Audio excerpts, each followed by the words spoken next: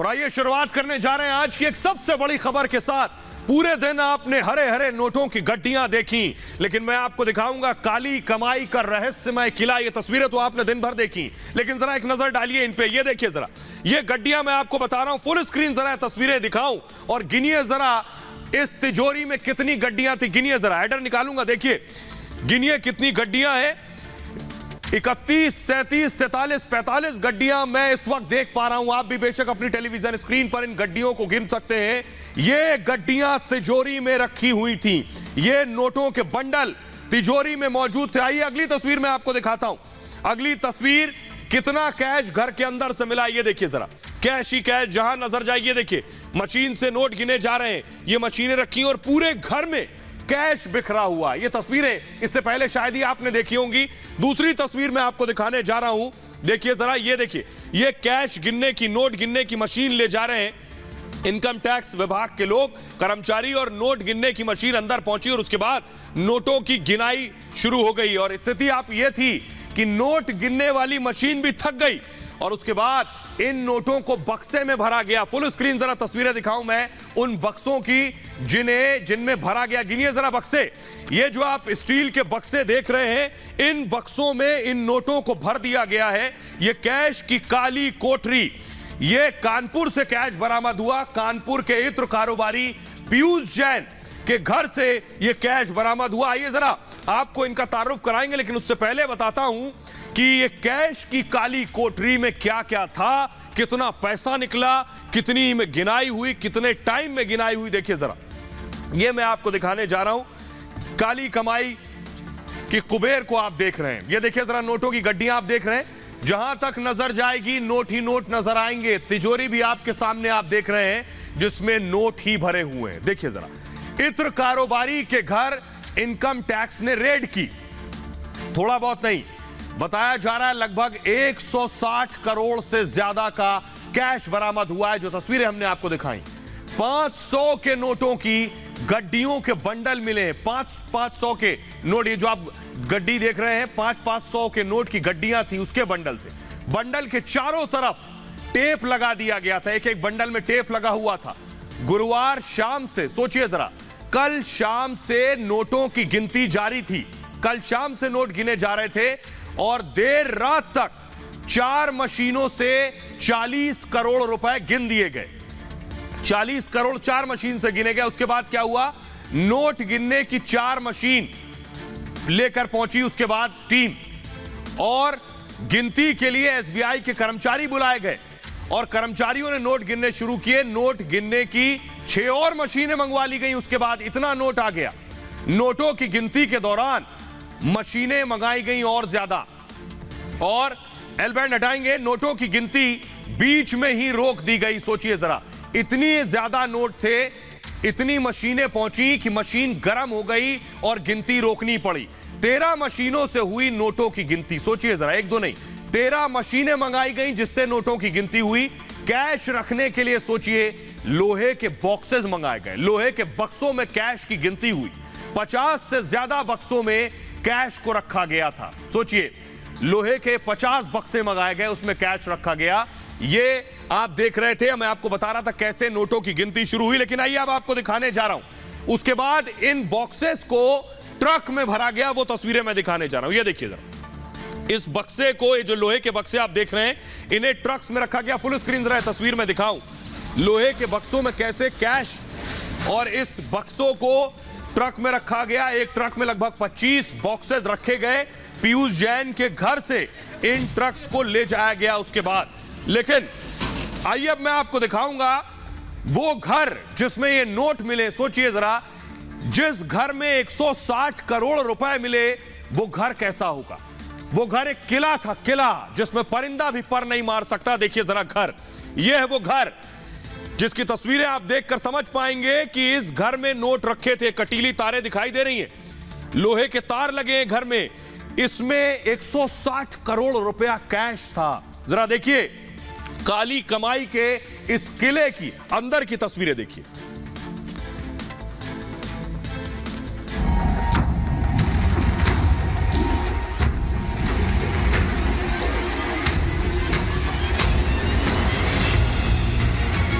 यह है काली कमाई का किला। इसी घर में छिपा कर रखे गए थे करोड़ों रुपए।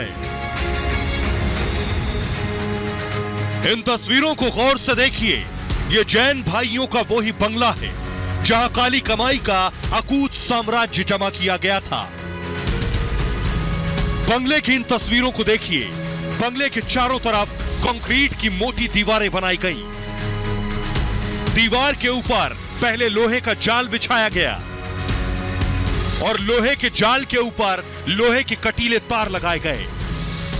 इत्र कारोबारी पीयूष जैन की काली कमाई से बनाया गया किला।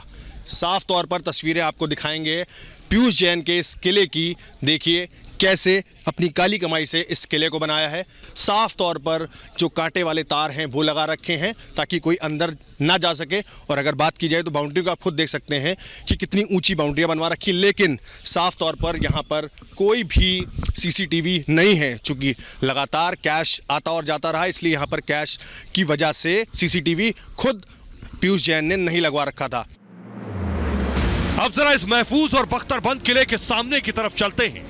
देखिए बंगले के गेट पर लोहे के नुकीले सरिये लगे हैं जिससे कोई इसे लांघने के बारे में सोच भी ना सके। इतना ही नहीं, बंगले के चारों तरफ बनाई गई इस दीवार के ऊपर लोहे के नुकीले सरिये लगे हैं और उनके आसपास लोहे के कटीले तार। अब बंगले की खिड़कियां देखिए, काले शीशे लगे हैं जिससे कोई अंदर झांक ना सके और उसे यह भी पता न चल सके कि अंदर आखिर क्या हो रहा है। अगर तस्वीरें आपको दिखाएं तो देखिए किस तरह से काले शीशे जो खिड़कियों पर लगे हैं चूंकि कोई अंदर ना देख सके, और साफ तौर पर जो कांटे वाले तार हैं वो लगा रखे हैं ताकि कोई अंदर ना जा सके। अब जरा इमारत के अंदर की तस्वीर आपको दिखाते हैं। देखिए मेन गेट से अंदर जब बंगले में एंट्री होगी तो पहले आपको स्टील से बने फौलादी गेट से पार होना होगा। अब एक बड़ा सवाल इसमें यह है कि इस भारी मात्रा में मिले कैश का क्या करने वाला था पीयूष। चूंकि उत्तर प्रदेश में नजदीक हैं चुनाव, कहीं इस पैसे का इस्तेमाल चुनाव में तो नहीं होना था। यही वो किलेनुमा इमारत है जहां छापा मारकर करोड़ों की काली कमाई का जखीरा बरामद किया गया है। कैश की काली कोठरी की तस्वीरें आज से पहले आपने कभी नहीं देखी होंगी। और आइए इतनी काली कमाई इकट्ठा करने वाले हैं कौन, उनके बारे में आपको जरा तारुफ करा देते हैं। किसके घर से निकले हैं ये 160 करोड़ रुपए। देखिए जरा आपको बताऊं, यूपी के कन्नौज के रहने वाले हैं, उत्तर प्रदेश के कन्नौज के रहने वाले हैं। कन्नौज के अलावा कानपुर में भी इनका घर है, कन्नौज से लगभग 1 घंटे की दूरी है। मुंबई गुजरात में भी इनका मकान है। इसके अलावा इनके कोल्ड स्टोरेज हैं, पेट्रोल पंप के भी मालिक हैं पीयूष जैन। इत्र के बड़े कारोबारी हैं, कन्नौज में इनकी फैक्ट्री है इत्र की। इसके अलावा मुंबई में भी इनके इत्र के बड़े शोरूम हैं और साथ ही साथ इत्र को विदेशों तक निर्यात भी करते हैं उनका। और थोड़ी बहुत नहीं, 40 कंपनियों के मालिक हैं, 1-2 नहीं 40 कंपनियों के मालिक है पीयूष जैन। ये इनका तारुफ है। इसके अलावा आपको बताऊं कि 40 कंपनियों के मालिक हैं। और आइए आप तस्वीरें दिखाने जा रहे हैं कि कैसे एक आरोप लग रहे हैं और कैसे समाजवादी कनेक्शन सामने आ रहा है, वो दिखा रहा हूं। ये देखिए तस्वीरें। ये जो इत्र है, ये इत्र समाजवादी इत्र पिछले हफ्ते लॉन्च किया गया और दावा यह किया जा रहा है, बीजेपी की तरफ से आरोप यह लग रहा है कि अखिलेश यादव के करीबी हैं ये, ऐसा बीजेपी का आरोप है। और ये समाजवादी इत्र जो है ये पीयूष जैन का इससे ताल्लुक है। आइए आपको बताता हूं कि कैसे समाजवादी पार्टी से कनेक्शन का आरोप लग रहा है। देखिए जरा क्या कनेक्शन है दोनों का, यह आपको दिखाने जा रहा हूं। देखिए समाजवादी पार्टी के करीबी हैं पीयूष जैन, ऐसा आरोप है। अखिलेश के नजदीकी बताए जाते हैं और समाजवादी इत्र लॉन्च किया था जो पिछले हफ्ते लगभग लॉन्च हुआ है। इत्र के लॉन्च के वक्त अखिलेश यादव मौजूद थे। महीने भर पहले लखनऊ में इसकी लॉन्चिंग हुई थी और 22 फूलों से इत्र बनाया गया था। ये जो समाजवादी इत्र था खास किस्म के 22 फूलों के जरिए बनाया गया था और चुनाव से पहले इसकी लॉन्चिंग हुई थी। समाजवादी पार्टी के एमएलसी हैं एक पंपी जैन से करीबी रिश्ता बताया जाता है पीयूष जैन का। लेकिन आपको बताऊं कि अखिलेश यादव ने इस पर सफाई दी है। उनका कहना है कि उनका कोई ताल्लुक नहीं है इनसे। देखिए अखिलेश यादव ने क्या कहा ये आपको बताएं उससे पहले जरा रिपोर्ट देखिए। बीजेपी अब समाजवादी पार्टी पर हमलावर है, देखिए रिपोर्ट।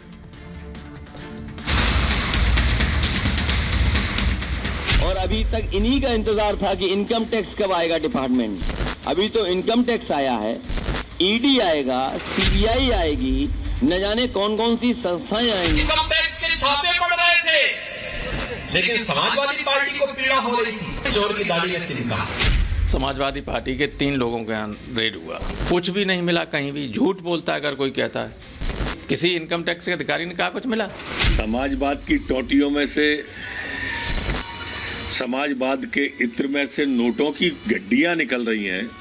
रेड पर हंगामा तो खूब कटा, सियासत भी जमकर हुई, लेकिन जब इत्र कारोबारी के घर से नोटों की खुशबू इनकम टैक्स विभाग को खींच ले गई और गुफा खुली तो आंखें फटी की फटी रह गईं।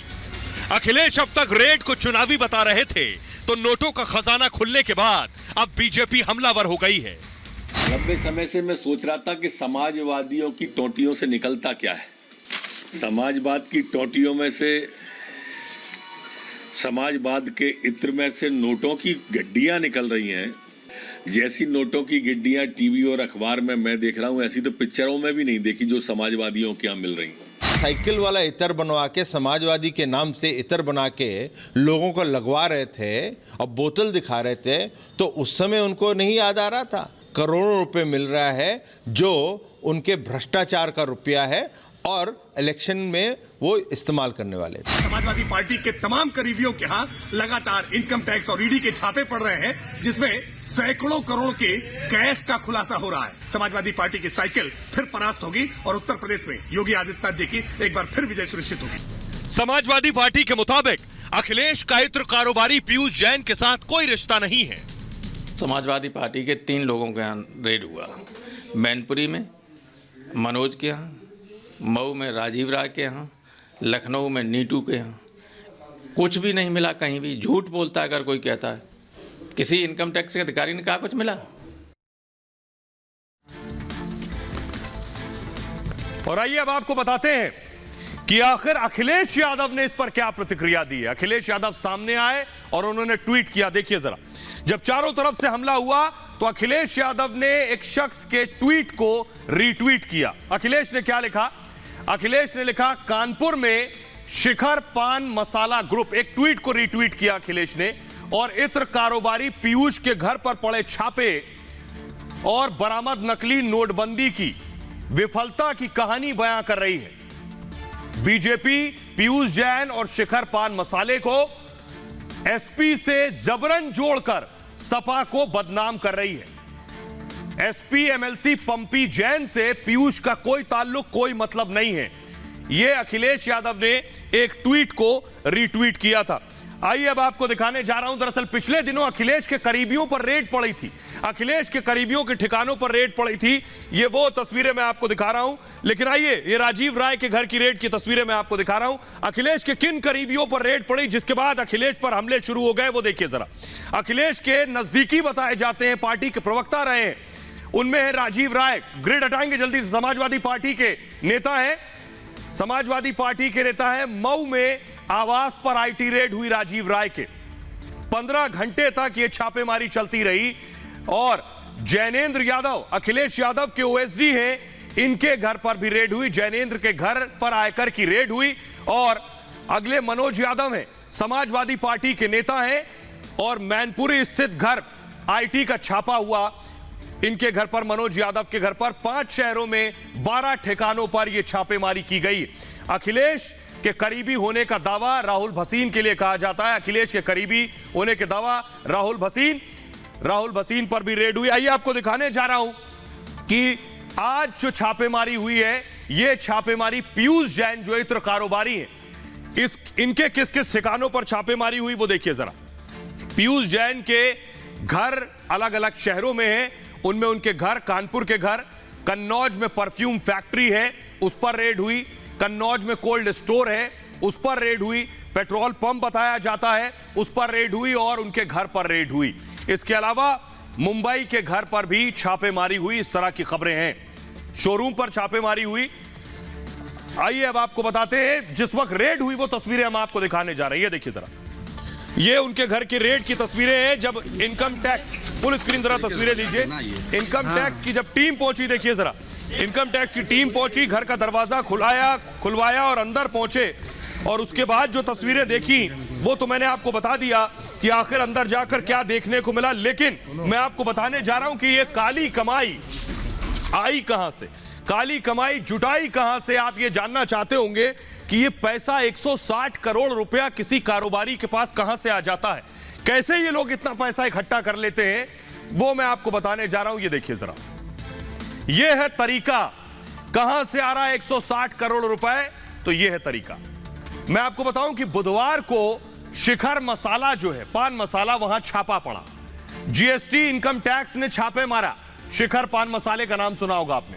टीम को टैक्स चोरी की टिप वहीं से मिली कि टैक्स की बड़ी चोरी कर रहे हैं ये बड़े कारोबारी। आज क्या हुआ, पीयूष जैन के यहां उसके बाद छापेमारी कर दी गई। पीयूष जैन की करीब 40 कंपनियां, सोचिए एक दो नहीं, इन बड़े कारोबारियों की कंपनियां भी बहुत सी होती हैं, 40 कंपनियां, कई फर्जी कंपनियां चल रही थीं। ये लोग काली कमाई बनाने के लिए फर्जी कंपनियां खोलते हैं। आगे आपको बताएंगे फर्जी कंपनियों से करते क्या है। ये फर्जी कंपनियों से 150 करोड़ की टैक्स चोरी की, फर्जी कंपनियों पर 100 करोड़ का लोन भी ले लिया। सोचिए, कंपनियां शेल कंपनियां, और उस पर लोन भी 100 करोड़ का ले लिया। मोटी रकम के हेर फेर करने के दस्तावेज मिले। टैक्स चोरी के लिए फर्जी बिलों का इस्तेमाल किया गया और फर्जी फर्म के नाम से ये बिल बना लेते थे। 50,000 तक के जो फेक बिल है वो फर्जी होते थे। 200 फेक बिल बरामद हुए हैं और आपको बताऊं कि 4 ट्रकों में ये फर्जी बिल मिले हैं।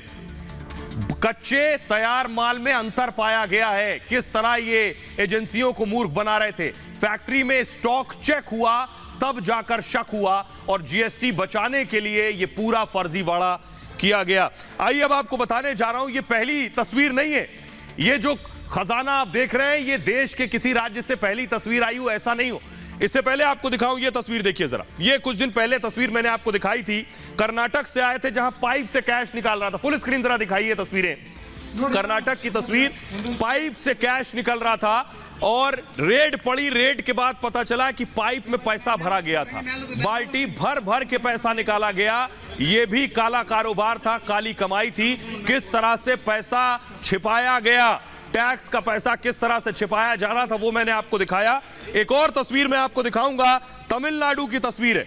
आइए दूसरी तस्वीर मैं आपको दिखाने जा रहा हूं कि देखिए जरा, ये है तमिलनाडु की दूसरी तस्वीर। ये देखिए जरा, नोट ही नोट नजर आ रहे हैं, चारों तरफ नोट। फुल स्क्रीन जरा दिखाऊं तस्वीर, नोट है और गोल्ड है। ये भी रेड के दौरान पकड़ा गया, जो ये बताता है कि कैसे देश के अलग अलग शहरों में ये काली कमाई के कुबेर इकट्ठा कर रहे थे। आइए अब आपको बताता हूं कि आखिर ये कैसे इकट्ठा करते हैं इतना पैसा, क्या जरिया है इतना पैसा इकट्ठा करने का। ये आपके सामने देखिए जरा, होता क्या है। ये क्या करते हैं कि कागजों पर ये फर्जी कंपनियां बनाते हैं। इसे अगर आपने समझ लिया तो आप समझेंगे ये कहां से कमाई करते हैं। कागजों पर बनाते हैं बहुत सी फर्जी और शेल कंपनियां, कागजों पर उन सब की एंट्री होती है। कहा जाएगा इनकी 40 कंपनियां हैं। काली कमाई को वाइट करने के लिए ये फर्जी कंपनियां बनाते हैं। होता क्या है, इन फर्जी कंपनियों के जरिए टैक्स बचाते हैं। ये टैक्स बचाने के लिए इन कंपनियों को खोलते हैं, रकम को खर्च के तौर पर दिखाते हैं। ज्यादा से ज्यादा खर्चा बताएंगे कि कंपनी का बहुत ज्यादा खर्चा हो रहा है उन फर्जी बिल के जरिए, और उस रकम पर जो कंपनी में खर्चा हो रहा है फर्जी बिल के जरिए दिखा रहे हैं, उस रकम पर टैक्स नहीं लगता है। इस जरिए से उस पैसे को बचा के रखते हैं, वही कैश बरामद होता है। मनी लॉन्ड्रिंग के लिए भी इस्तेमाल करते हैं, दूसरे देश में उस पैसे को ले लेते हैं। झूठे कॉन्ट्रैक्ट के जरिए भी कारोबार करते हैं, यानी कॉन्ट्रैक्ट कर लिया और हकीकत में ऐसा कोई कॉन्ट्रैक्ट नहीं हुआ, और उस जरिए से भी एक काले को सफेद करते हैं। कागजों पर कीमत बढ़ा दी जाती है कॉन्ट्रैक्ट की, कंपनियों की, खर्चे की। कंपनियों के नाम पर लोन ले लेते हैं, जैसे 40 कंपनियों पर 100 करोड़ का लोन ले रखा है पीयूष जैन ने। यह है तरीका कैसे काले को सफेद करने का, और काले कुबेरों की हकीकत हमने आपको बताई। बहरहाल खबरों में आगे बढ़ते हैं। आज की एक और बड़ी खबर है और बड़ी खबर है असदुद्दीन ओवैसी से जुड़ी, जहरीले भाईजान से जुड़ी। असदुद्दीन ओवैसी जो अपने बयानों के लिए जाने जाते हैं, आज जो बयान इस बार उन्होंने दिया है ये पहला बयान नहीं है। इससे पहले आपको याद होगा असदुद्दीन के भाई अकबरुद्दीन ओवैसी भी हूबहू ऐसा ही बयान दे चुके हैं कि कुछ वक्त के लिए पुलिस हटा लो फिर देखो। आज असदुद्दीन ओवैसी ने क्या कहा वो देखिए जरा। असदुद्दीन ओवैसी का बयान देखिए। ओवैसी ने कहा, योगी हमेशा मुख्यमंत्री नहीं रहने वाले, मोदी भी हमेशा प्रधानमंत्री नहीं रहने वाले। एक दिन योगी मठ चले जाएंगे और मोदी पहाड़ों पर चले जाएंगे, तब तुम्हें बचाने कौन आएगा। ओवैसी कह रहे हैं वक्त खराब होने की वजह से खामोश है, यानी जिन लोगों को संबोधित कर रहे थे उनके लिए कह रहे थे ये खामोश इसलिए है क्योंकि इनका वक्त खराब है।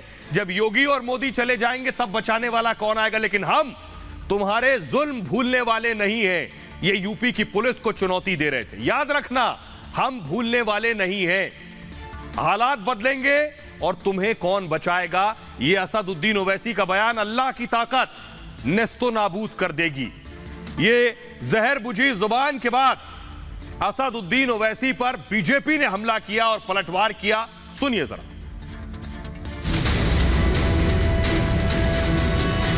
हालात बदलेंगे, कौन बचाने आएगा तुमको। कि ये हिंदुस्तान है, ये अफगानिस्तान नहीं है कि यहाँ तालिबान आ जाएंगे। हमेशा योगी मुख्यमंत्री नहीं रहेगा, हमेशा मोदी प्रधानमंत्री नहीं रहेगा। मोदी योगी कहीं जाने वाले नहीं है। जब योगी अपने मठ में चले जाएंगे, मोदी पहाड़ों में चले जाएंगे। इस तरह का कम्युनल और क्रिमिनल माइंडसेट कभी भी भारत में एक्सेप्टेबल नहीं है। भड़काऊ भाईजान की जहरीली जुबान से एक बार फिर उत्तर प्रदेश में सियासी पारा हाई हो गया है। 12 दिसंबर को कानपुर में ओवैसी ने खुलेआम धमकी दी थी। अब वीडियो वायरल होने के बाद बीजेपी ने ओवैसी पर जोरदार हमला बोला है। याद रखो मेरी इस बात को, हमेशा योगी मुख्यमंत्री नहीं रहेगा,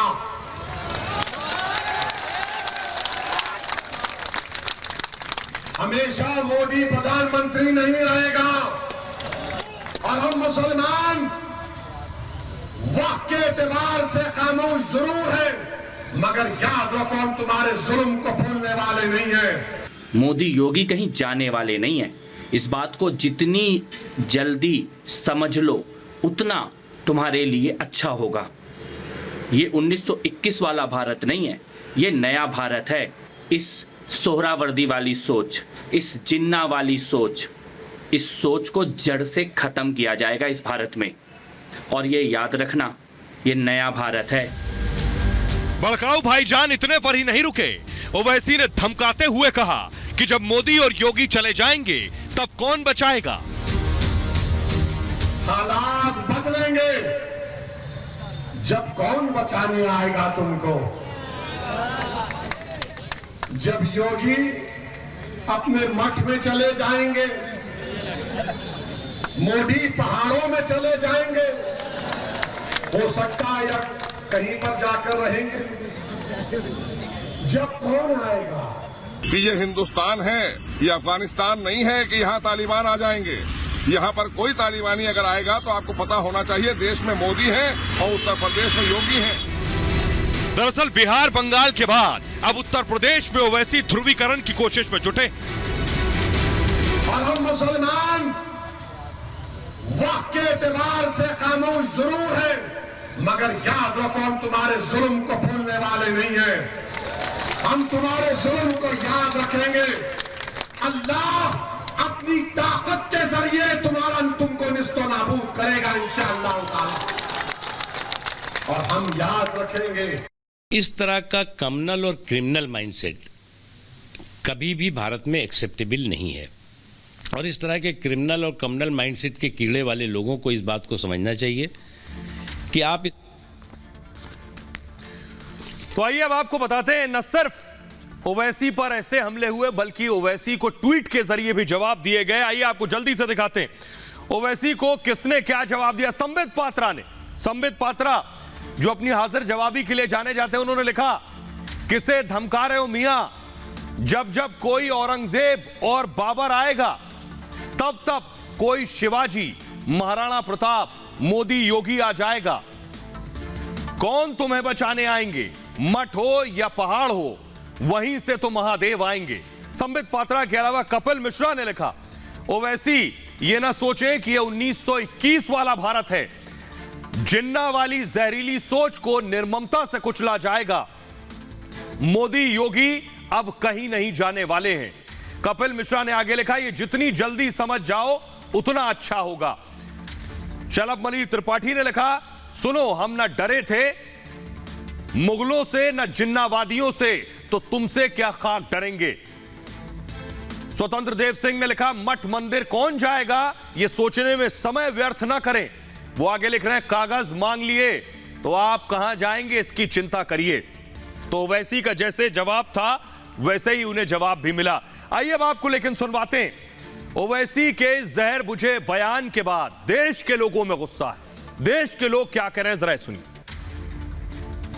प्रचार के दौरान तो ऐसी बातें करनी ही नहीं चाहिए और विकास के तरफ जाना चाहिए। विकास के तरफ जाने के बजाय वो उल्टी बात कर रहे हैं तो वो गलत है। चुनाव पर्पज से अगर बात की जाए तो उसके अंदर विकास की बात ज़्यादा होना चाहिए।